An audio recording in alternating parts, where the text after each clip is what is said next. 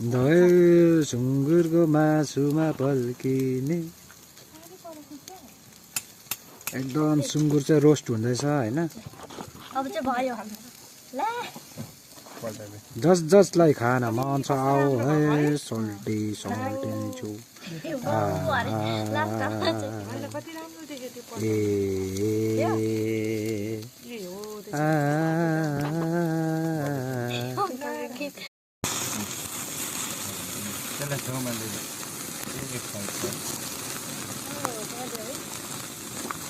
सुँगुरको मासुमा पाकेको यति छिटै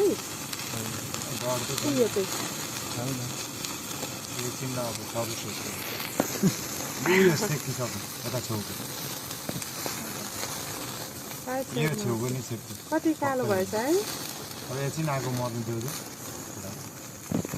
अनि कोइलामा मात्रै भर्दै नर्ने पायो प्रार्थना गरेर खानु यहाँ त पस्टाइम हो है यो पनि पक्कै पनि भयो उयो सानो पनि छ